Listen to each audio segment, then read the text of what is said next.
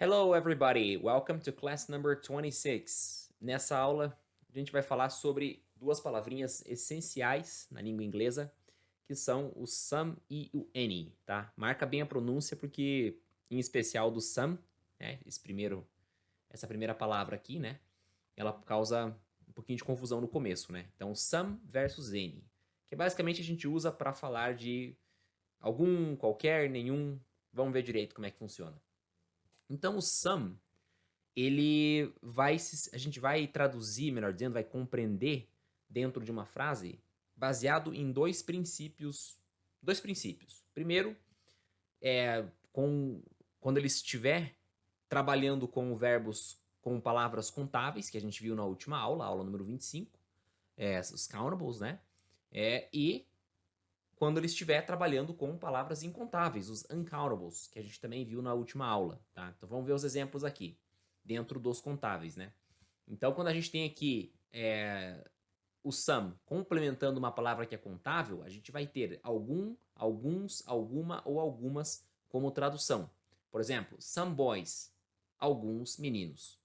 Can you answer some questions? Você pode responder algumas questões, algumas perguntas? Acho que deu para pegar, né? E quando a gente trabalha com uncountables, com uncountable nouns, ou seja, com substantivos incontáveis, a gente vai ter o some querendo dizer, significando um pouco de. For example, I drink some water. Eu bebo um pouco de água. Some cheese, um pouco de queijo. Beleza? Então aqui boys, countable. Question, countable. Water and cheese, uncountable, né? Água e queijo são incontáveis. Meninos, menino e pergunta, questão, são contáveis. Beleza? Já o N, ele vai também ser dividido em dois fatores para a gente poder traduzir, para poder entender o significado dele na frase. Só que aí vão ser os dois fatores que a gente viu lá no comecinho das aulas, uma das primeiras aulas que a gente viu a questão de afirmativos, negativos e interrogativos, né?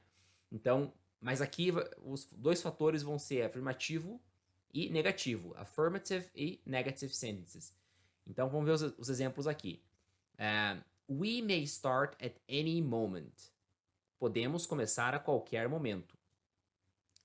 Any intelligent person will see it.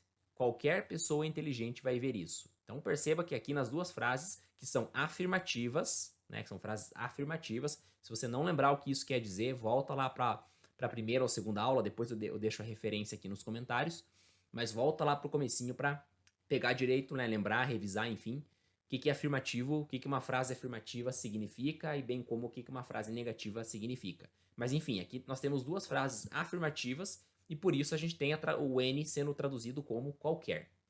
Já nas frases negativas, a gente vai ter a tradução de nenhum ou nenhuma, tá? For example, we don't have any chance. We do not have any chance. Nós não temos nenhuma chance. There isn't any good reason to do it. Não há nenhuma boa razão para fazer isso. Very good. Então, colocando em uma tabelinha para ficar mais fácil de visualizar, a gente tem aqui, né, o some e o any, né? O some, no caso, ele vai ter uma tradução, digamos assim, para quando tivermos aí usando ele como complemento de palavras contáveis, né? Que vai ser algum, alguns, alguma, algumas. E quando forem uncountables, incontáveis, a gente vai tê-lo como um pouco de, né? Já a questão de affirmative negative, afirmativa e negativa, não faz muita diferença por hora para ele, né? Bem como para o N, a questão de contável e incontável, por hora não faz muita diferença. Mas afirmativo e negativo, sim. Qualquer, né? Com frases afirmativas e o nenhum, nenhuma para frases negativas. Um ponto importante de mencionar. O some, ele vai causar, digamos, ele vai ter essa diferença de tradução, digamos assim, de significado, quando a gente estiver falando de frases em que ele complementa diretamente uma palavra contável ou uma palavra incontável, tá? Não é porque apenas existe o some dentro de uma frase em que existam palavras contáveis ou incontáveis. Não, o que faz a diferença é a palavra que ele está complementando, como a gente viu nos exemplos aqui, né? Some water, né? Some cheese. Então, a palavra que vem diretamente após ele, tá?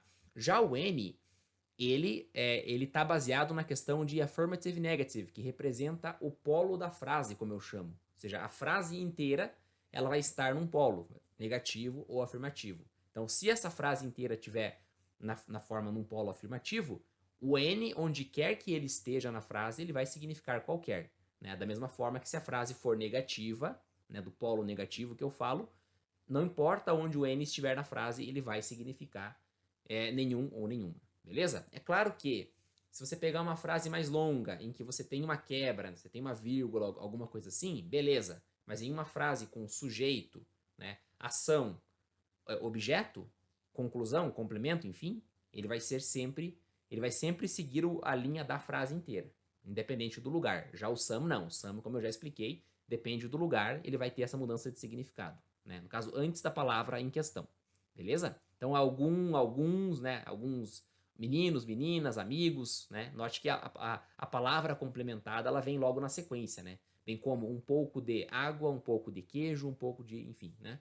Então, ele vem logo na sequência. Então, existe essa diferença interessante de se observar aqui entre o some e o N, que a gente está visualizando nessa planilha, nessa tabelinha aqui, né? Agora aqui o some e o N com as palavras body, where e thing. Mais uma tabelinha. Então o some, quando a gente soma com o some e o N, quando a gente soma com essas palavras aqui, a gente tem, digamos assim, o nascimento de algumas palavras novas. E, marque bem isso, extremamente importantes para a tua comunicação em inglês.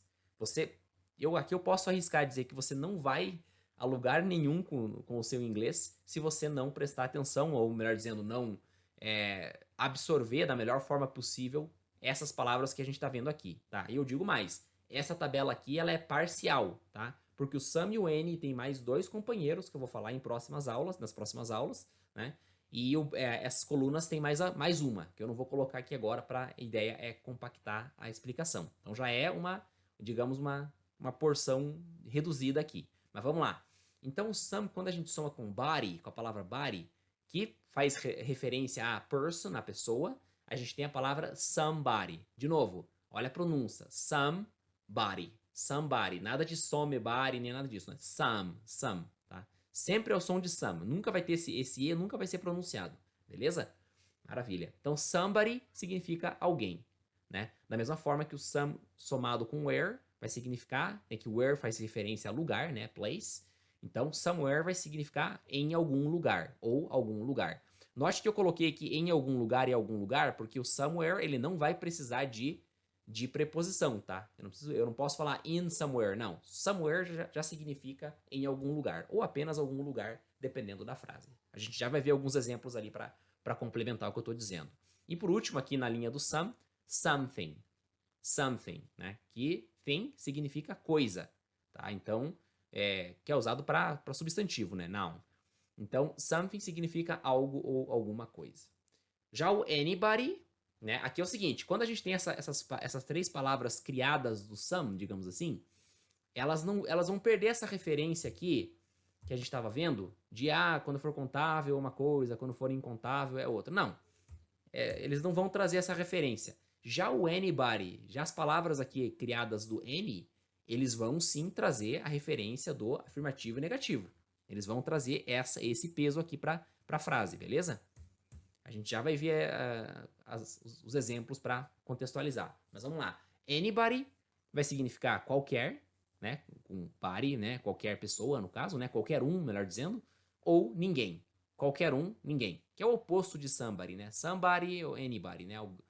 Alguém, qualquer um ou ninguém, né? Lembrando, qualquer um se a frase for afirmativa, ninguém se a frase for negativa.